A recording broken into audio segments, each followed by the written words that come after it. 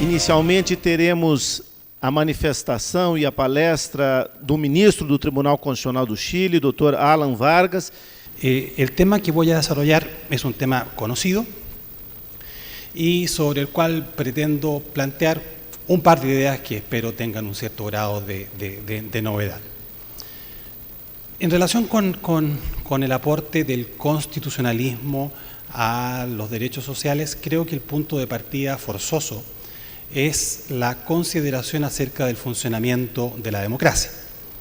Lo que digo parece bastante obvio, pero creo que hay que reflexionar sobre esto. En la medida en que la democracia y su funcionamiento deja insatisfechas una gran cantidad de demandas sociales, es el derecho el que tiene que hacerse cargo de esas demandas sociales con las herramientas con las cuales cuenta. En la medida en que la democracia es capaz de satisfacer las necesidades de la mayoría de manera mínimamente razonable, la función del derecho y de los derechos sociales es otra, claramente. Puede ser una función compensatoria, una función redistributiva. El planteamiento que voy a desarrollar parte de la base que la democracia, por las razones que pretendo explicar, no está funcionando de la manera adecuada en la satisfacción de las principales necesidades de la sociedad y que son aquellas que son recogidas en la protección que ofrecen los derechos sociales. La primera cuestión, ya que voy a hablar mal de la democracia, es decir las cosas buenas de la democracia. La democracia, con todos sus defectos, es claramente el mejor sistema de gobierno comparativo que hemos podido desarrollar a estas alturas de la historia. La convivencia pacífica que ofrece la democracia no tiene equivalentes en otras formas de gobierno, como todos sabemos. La celebración de elecciones pacíficas, que puede parecer una mera rutina en muchas democracias, es un logro que no se debe menospreciar, es un logro que se debe considerar. Por cuanto el funcionamiento regular, como digo, de instituciones en un contexto de paz es un capital que es valioso en cualquier caso. Y basta mirar un pequeño rato las noticias y darse cuenta que el sistema democrático, aun cuando tengamos muchas críticas para formularle, es un sistema bastante mejor que aquellos que encontramos en otras latitudes, ¿no? Y que lamentablemente nos aparecen todos los días con imágenes de mucha violencia. ¿La variable central en el funcionamiento de las democracias? Sí, la variable central en el funcionamiento de la democracia son claramente los partidos políticos. Y sobre los partidos políticos quiero reflexionar brevemente sobre dos cuestiones. Primero, sobre su competitividad electoral y segundo, sobre su institucionalización. Dos elementos que son centrales para entender cómo están funcionando los partidos políticos en el contexto contemporáneo. Entiendo por competitividad la capacidad de un partido político de ganar una elección y de mantener una posición política a lo largo del tiempo. Esto es bastante obvio. Sucede que no es fácil que los partidos políticos logren competitividad. Si no tienen competitividad, esos partidos tendrán problemas para obtener financiamiento económico, no tendrán dinero para hacer las campañas políticas. Si no tienen competitividad, no podrán acceder a cargos públicos y por lo tanto tampoco tendrán la posibilidad de desarrollar sus programas y sus propuestas de gobierno. ¿Y por qué digo estas cosas tan obvias? Porque si un partido político no es competitivo y quiere ser competitivo, tiene que ofrecer cosas. Ofrecer cosas sin importar si esos ofrecimientos son reales o no son reales. Ofrecer gratuidad de servicios, ofrecer coberturas sociales, ofrecer lo que tenga a mano y lo que parezca popular. Estamos viendo en Europa que hay un conjunto de partidos y líderes políticos que están ofreciendo limitar la entrada, el ingreso de extranjeros, limitar la inmigración como solución a los grandes problemas políticos. En Estados Unidos el presidente ofrece construir un muro para impedir la inmigración. ¿Tiene sentido esas propuestas? Ninguna, o muy poca, ¿no? Cuando uno revisa cualquier cifra, cualquier estadística, se da cuenta que esas propuestas son absurdas, que no tienen mucho sustento. Sin embargo, como digo, los partidos políticos, para ganar competitividad, realizan este tipo de ofrecimientos. Un partido político griego que llegó al poder ofreció no pagar la deuda, no pagar una deuda externa, ¿no? Es real, es viable, bastante difícil, ¿no? La posibilidad de obtener un buen resultado en elecciones, creo, se fundamenta en 3 elementos principales: financiamiento, cierta organización en el territorio, cierta capacidad de tener agentes en el territorio y cierta expertise, cierto conocimiento en las técnicas o las estrategias para resultar triunfador en una elección. En cuanto al financiamiento, los partidos políticos tradicionales tienen financiamiento por las vías regulares y, como todos ustedes saben, por vías no regulares, por vías contrarias a derecho, por vías ilegales. Hoy día leía que una de las 5 palabras más populares en Brasil en el año 2017 es corrupción, obviamente. Esa es la forma a través de la cual los partidos pueden obtener recursos. En este factor, la política creo que está cambiando. Entre otras razones, para bien, porque la posibilidad de tener un acceso privilegiado a donaciones debajo de la mesa ya no está tan a mano. No está tan a mano, no tanto, yo diría, porque los partidos políticos o los líderes políticos no quieran obtener ese financiamiento, sino que no está tan a mano porque los que donan el dinero ya no están tan contentos de terminar sus días en la cárcel, o ante la posibilidad de aparecer en la prensa financiando ilegalmente un partido político. No están dispuestos a perder el prestigio de una empresa que puede ser bueno, donando dinero negro, dinero que no está declarado. Luego, en cuanto a financiamiento, hay un problema para los partidos más fuertes y tradicionales.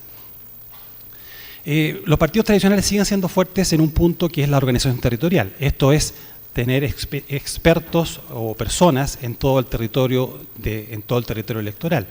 Esa ventaja sí la tienen. Y de hecho es bien significativo que algunos partidos que pretenden ser revolucionarios o muy nuevos hayan buscado el apoyo de fuerzas políticas antiguas para obtener cargos públicos. Estoy pensando en particular en el caso de un partido español que conocerán, que es el partido Podemos, ¿no? Que ha tenido que buscar apoyos porque en todo el territorio no tienen representación. En ese sentido, los partidos de siempre tienen alguna ventaja. Y finalmente, en cuanto al saber hacer, esto es, las técnicas para ganar las elecciones, ese saber hacer es un saber hacer que se compra y que se vende.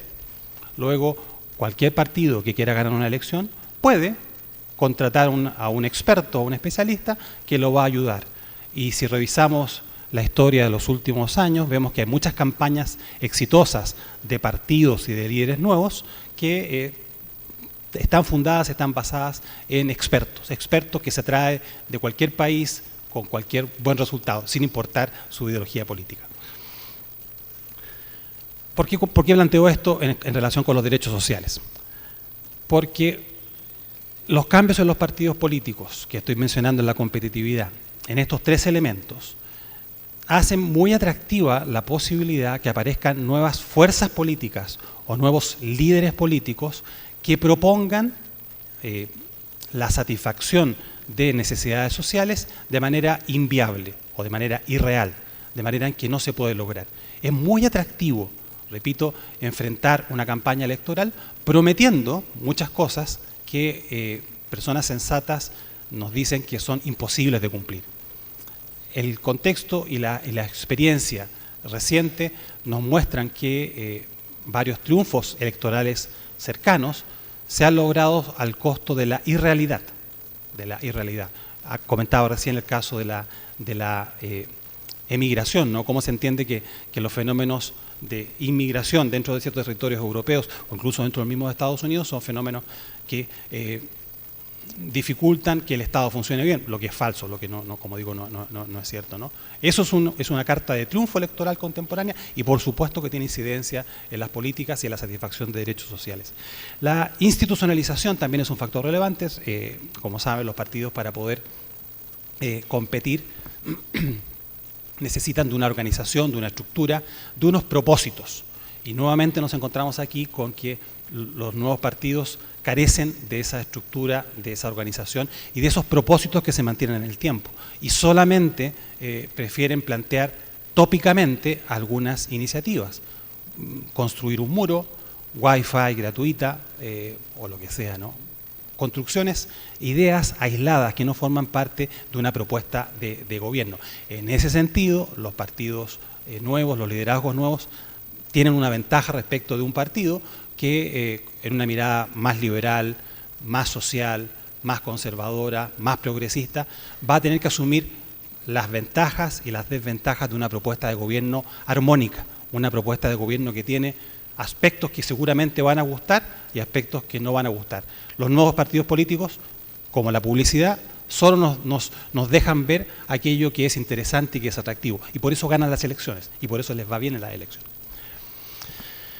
A este problema con los partidos políticos y volviendo a la democracia, creo que hay otro gran problema que se manifiesta en muchas sociedades y creo que el caso de Brasil no es una excepción, que es el del abstencionismo, el hecho de que los ciudadanos no van a votar. Los ciudadanos no van a votar. El hecho de que los ciudadanos no vayan a votar tiene un gran costo para la democracia, un enorme costo para la democracia. Las personas que no van a votar, cuando revisamos las razones por las cuales dejan de ir a votar, hay factores que no son propiamente de rechazo al sistema político, sino que en algunos casos son desinterés, desconocimiento y en algún caso una mirada crítica al funcionamiento de las instituciones del Estado. Otro aspecto que creo que vale la pena subrayar es que los que menos votan son los que más necesitan de los derechos sociales. Las personas más débiles, más vulnerables dentro de la sociedad son las personas que menos votan. Y por lo tanto, su voz es la que está menos presente en la democracia. Y eso también es un factor que debe ser considerado. Cuando revisamos qué instituciones gozan de mayor popularidad en la ciudadanía, nos damos cuenta que las instituciones que gozan de mayor popularidad en la ciudadanía son aquellas instituciones que se visualizan como más cercanas. Y al revés, las instituciones que están más lejos y más impopulares en la ciudadanía son aquellas que aparecen más distantes.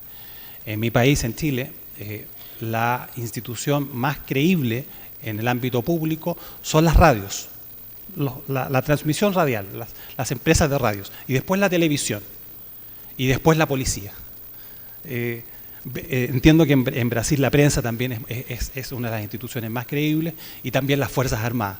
Lo que no deja de ser extraño, ¿no? Que las instituciones de este tipo estén en primer lugar en la credibilidad social. Y al revés, cuando uno mira presidente de la República, para qué decir país Brasil, ¿no? Cuando uno mira los parlamentarios, cuando uno mira los partidos políticos, todos ellos tienen baja credibilidad. ¿Qué juicio, qué elemento del funcionamiento democrático me gustaría subrayar para avanzar hacia el tema de los derechos sociales?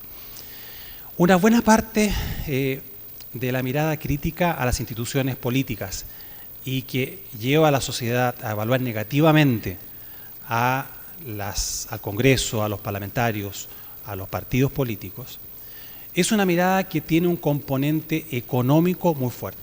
¿A qué me refiero? El ciudadano común comprueba, constata, corrobora que el dinero público no se gasta en aquello que debiera gastarse. El dinero público no existe para aquello que debiera existir. Y aquí la referencia a los derechos sociales es evidente. El derecho público, el presupuesto público no está al servicio de la salud o no está de la manera que se desea la salud, no está al servicio de la educación, no está al servicio de la vivienda, no está al servicio de la infraestructura, en fin. Y por otro lado, la misma ciudadanía comprueba que ese dinero público sí está al servicio de la corrupción y de los intereses particulares, con lo cual el juicio que se puede realizar sobre la democracia es muy malo.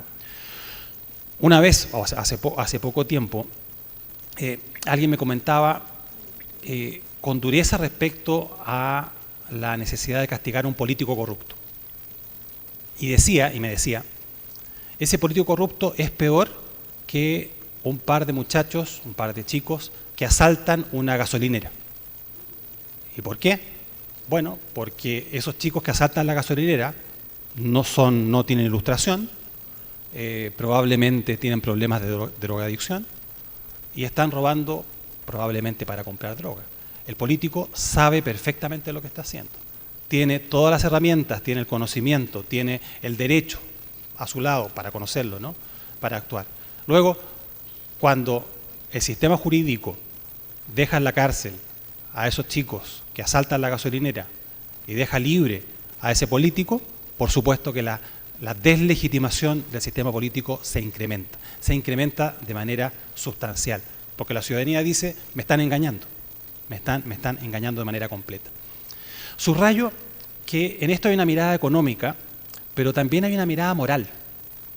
Y este punto es muy relevante porque si fuera solamente economía, podríamos decir, mire, por corrupción, el año 2017 el país perdió 1.000.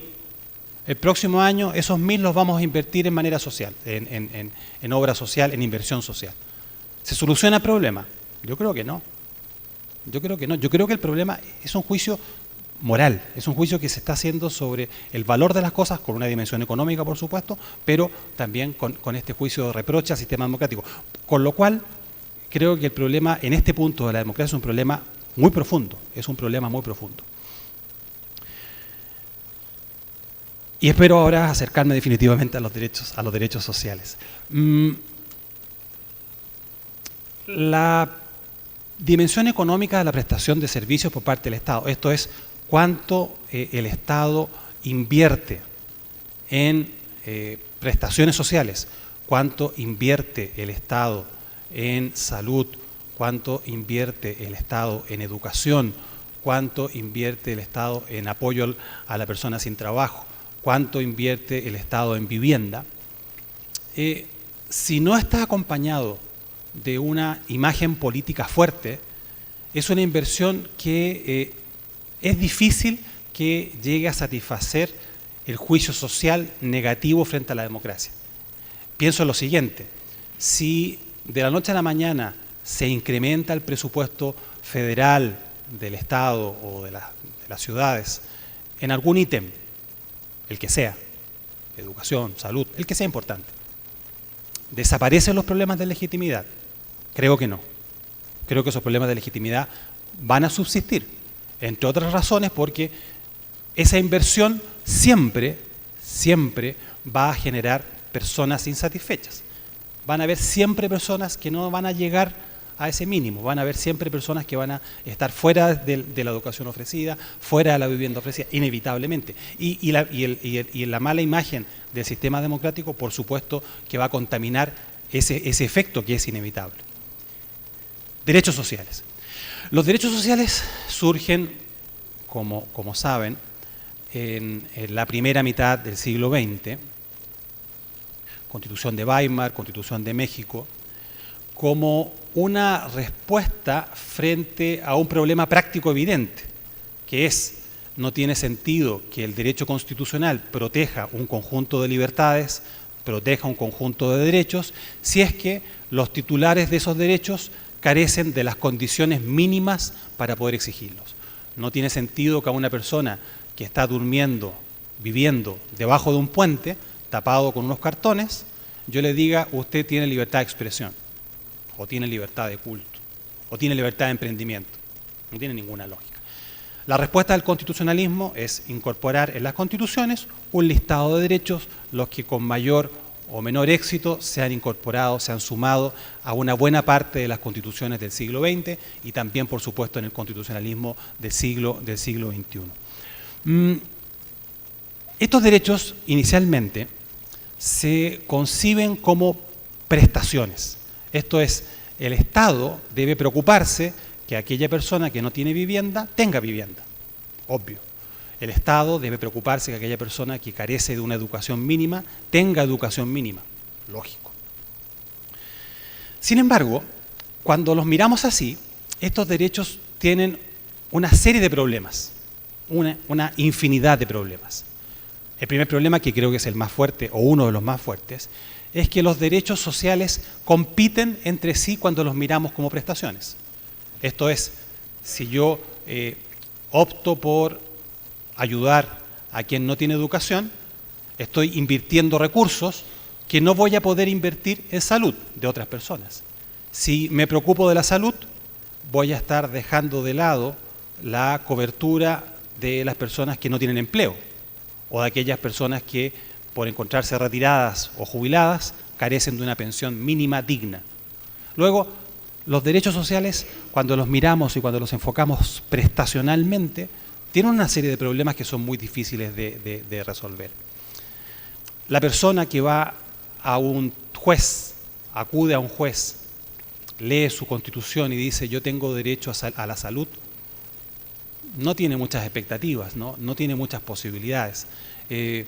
Por eso, en muchos sistemas, en mi país es así, los derechos sociales carecen de tutela judicial. Esto es, una persona que quiera reclamar ante los tribunales, ya la propia Constitución se encarga de decirle que no puede hacerlo. La solución, y este es un punto por supuesto que todos podemos discutir, la solución, creo, no es entregarle al juez la posibilidad de intervenir, porque la intervención del juez va a ser una intervención de justicia particular.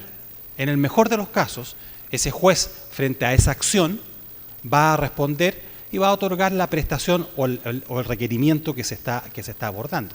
Justicia social particular, como queramos llamarla. Y el problema no es de justicia social particular, el problema es de justicia social, es mucho más amplio. Y el juez, por supuesto, que no está llamado a intervenir en esa área, o no por lo menos hacerlo de una manera que sea armoniosa con lo que es la política. En este contexto, me parece que los derechos sociales entendidos como prestaciones del Estado no tienen mucha lógica, o más bien no aportan a la convivencia democrática. Creo que es necesario reinterpretar los derechos sociales, repensarlos, y repensarlos en términos de aquello que el Estado sí puede asegurar y sí puede ofrecer. Y esto comienza por plantearse qué es lo que entendemos como núcleo de cada derecho social. Esto es una discusión que yo entiendo que no es jurídica, es una discusión política. ¿Qué entendemos por derecho a la vivienda? Pero no una declaración general, ¿no?, que podría ser una vivienda digna. En concreto, ¿qué entendemos hoy en el estado de Paraná, en el estado de Brasil, por derecho a la vivienda? Unos ciertos metros cuadrados de techo, un acceso a agua, acceso a alcantarillado, acceso a sistemas de luz eléctrica. ¿Qué es lo que entendemos? Entiendo que es una discusión política, derecho a la educación, derecho a la salud. Entiendo además que estamos hablando del mínimo, de aquello que todos estamos de acuerdo, no se le puede negar a nadie, a ningún individuo. Esa discusión, en parte actualmente, la asumen los jueces. Los jueces, cuando en algún momento, frente a una acción, tienen que resolver si a este señor que está pidiendo un servicio médico, ¿se lo voy a dar o no se lo voy a dar? Bueno, pero el juez, y con la debida autorización de todos los jueces presentes, creo que no son los llamados a resolver, por varias razones. En el contexto de la separación de poderes, los jueces tienen una función limitada, por cierto. En la definición de la separación de poderes, el juez tiene una función limitada. El juez resuelve sobre lo particular, sobre los elementos del caso que son traídos a su decisión. Y más encima, la interpretación constitucional obliga al juez a seguir ciertos pasos. Y por último, los derechos fundamentales, en su desarrollo original, son desarrollos individuales. Los derechos en su origen histórico, en su desarrollo inicial, como sabemos, tienen un fuerte contenido individual. Luego, con todas estas limitaciones, pretender que el juez se encargue de resolver la vigencia de los derechos sociales, creo que es un camino que no tiene mucho futuro. Y voy terminando con los 15 minutos que me comentaba el expositor anterior, ¿no? La respuesta, entiendo, pasa por definir los ámbitos en los cuales el Estado va a realizar la cobertura mínima y sustraer ese ámbito de la labor de gobierno. Esto que estoy diciendo puede parecer muy raro, pero ya se ha hecho, ya se ha hecho. Se ha hecho en materia, en algunos países, en materia de manejo de la moneda. En muchos países, el manejo de las variables económicas que condicionan el valor de la moneda se ha entregado a un banco central. Y las competencias propias del Banco Central ya no son competencias del gobierno, son competencias del Banco Central. Por supuesto que el gobierno puede influir en el Banco Central, pero el Banco Central tiene cierta autonomía, en algunos países goza de un cierto prestigio, y se entiende que su deber es preocuparse de que la moneda tenga un valor estable en el tiempo, que la inflación no se desate, no se pierda en cantidades que arruinan el funcionamiento de la economía. Ya se ha hecho, ya se ha hecho. Alguien dijo que para la economía, y no entiendo nada de economía afortunadamente, dijo que para la economía el valor de la moneda es un punto central. Perfectamente entendemos cómo el gobierno, repito, queda excluido del manejo de las competencias de estas decisiones. Y se toman todas las medidas constitucionales, orgánicas, competenciales y presupuestarias para tener un órgano que disfrute de las competencias, que le permita ejercerlas de manera adecuada. Y tenemos en muchos países a prestigiosos economistas que forman parte de este órgano que es el Banco Central. ¿Y acaso esto no se puede hacer en otras áreas? Digo, pensando, ¿no? ¿No podríamos pensar que en educación podríamos tener, conversando democráticamente en sede política, unos estándares? Yo quiero que todos los niños de 5 años tengan este nivel, el que sea. Y vamos a generar un órgano que se va a encargar de velar porque todos los niños de 5 años, un órgano que no es el encargado de ejecutar las políticas públicas, porque la ejecución de las políticas públicas siempre va a depender de presupuesto. Y esa no es la idea. Es, mire, lo que hay que hacer es esto. ¿Acaso en un cierto número de años no es posible que la persecución sostenida de una determinada meta logre un resultado satisfactorio para la sociedad?